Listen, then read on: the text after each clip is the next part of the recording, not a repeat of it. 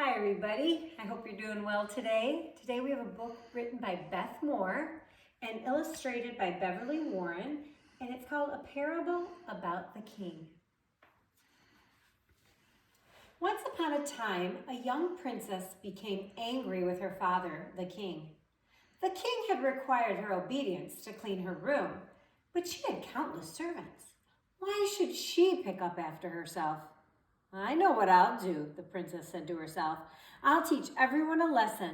I'll run away from home and leave my room messed up just like this. She searched through her dresser drawers for old clothing, pitching what she did not want on the floor. Finding the clothing she wanted to dress up in, she disguised herself as one of the village peasant girls. Then she quietly slipped out of the castle's secret door. The princess knew her father, the king, would not discover her missing for several hours because he was attending to important business. You see the kitty cat?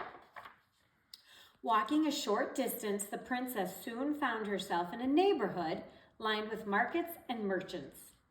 On a narrow back street, she met a group of children playing stickball. She thought to herself, "They're having so much more fun than I ever had. I'm tired of being a princess. I shall be like them." It wasn't long before the children asked her to play stickball with them. She was so happy. The princess quickly caught on to their game. She elbowed whoever got in her way, just like them. She cursed when she missed the ball, just like them. And when she fell, plop, she fell straight into the mud, just like them.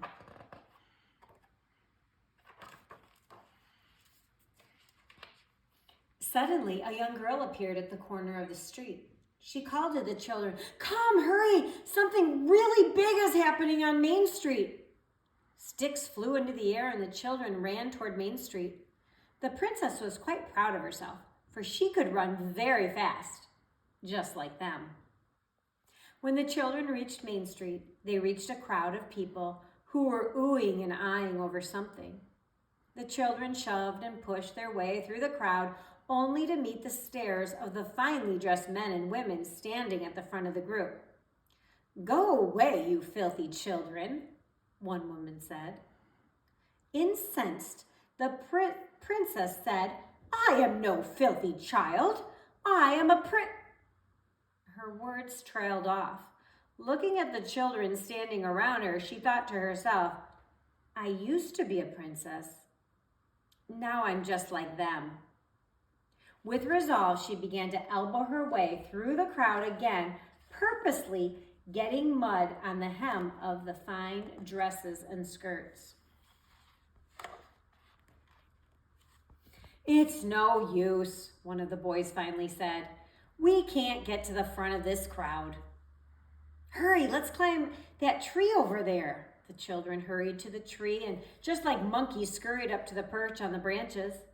All the children managed to climb the tree, except for the princess. Trailing behind them, she reassured herself, "I can climb this tree. I can because I'm just like them." As she pulled her way to the second branch, a small limb caught the threads of her skirt and threw her off balance. Not being able to catch herself, she tumbled out of the tree and fell to the ground with a thump. The adults turned around and peered at her with disgust. The children in the tree laughed and yelled at her, "Get up here, quick, it's coming, it's coming." She didn't know what was coming, nor did she care at this particular moment. Humiliated and bruised from the fall, she wanted to cry. But she was like them, and they certainly wouldn't cry. So she cursed instead. Cursed is when you say a bad word, which we shouldn't do. Determined, the princess finally made her way up the tree and settled insecurely on a low branch. "What are we looking for anyway?" she asked. "It's the king," yelled the other kids. "Don't you know a king when you see one?" They sneered at her. She slowly pulled herself up to the next branch and stretched to see the king. An envoy of dignitaries stood beside a lavish coach. When the door opened, out stepped the king. So tall, so dignified, so royal. "Hail His Majesty the King," an aide announced. The crowd responded. "Long live the king!" The dignitaries dropped to one knee. The crowd bowed before him. Only the king was left standing. Then one of the boys in the tree whispered to the group, "Hey, we have a perfect shot from here. Let's throw our best spitballs right in his face." Horror struck the princess's heart. "You can't do that," she pleaded. "Why not?" the boys demanded. "Because he's the king," she said. "So what? Big deal," they said as they began to throw spitballs at the king. "Stop!" the princess cried. "Stop, please! That's my father!" The tears she had so valiantly held back earlier now spilled down her cheeks. "Sure, and my dad is Abraham," they mocked her. "No, I mean it. It's true. The king is my father," she pleaded. But the children just laughed harder. "Look at you.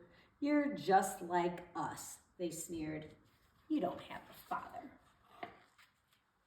The princess looked at her father just in time to see him wipe something from his face. He looked up into the tree as the children yelled and cursed at him. Indescribable shame filled her heart. She was sure her father had seen her, but maybe, just maybe, he hadn't recognized her. The princess jumped out of the tree and began to run. As she did, the children started to throw their spitballs at her. The princess began to run back toward the palace. She ran and ran, sobbing every step of the way, stopping to catch her breath. The princess suddenly became aware of her stinging elbows and knees. She was skinned and bleeding from the fall, and she began to cry even harder. Her heart sank as she felt alone and very frightened. There's Mother Kate again.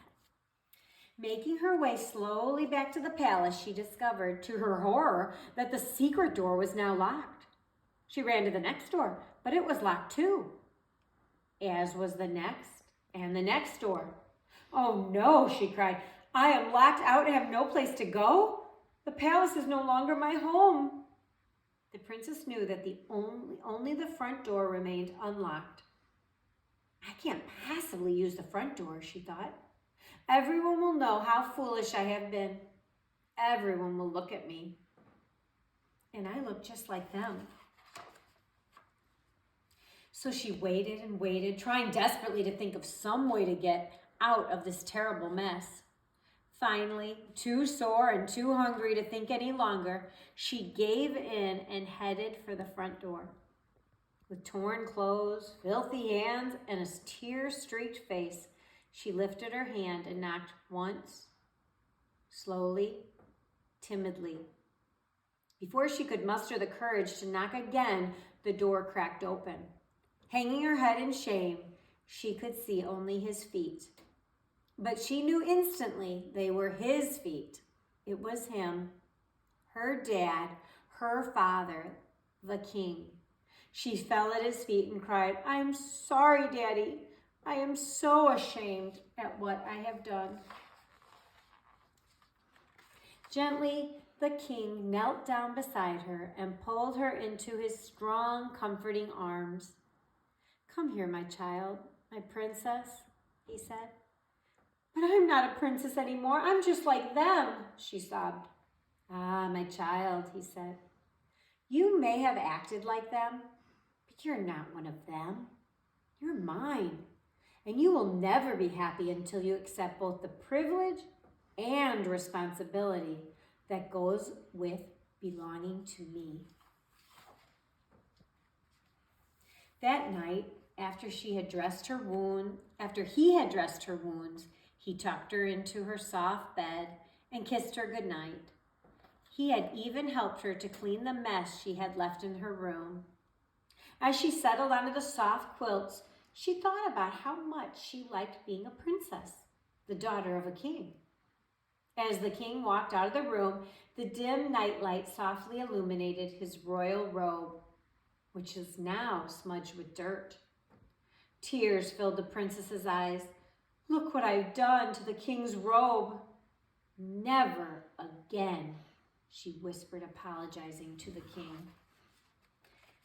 Sensing her broken heart, the king turned and spoke softly. Yes, my child, there will be other times, but I will open the door every time you knock, and I will always love you again.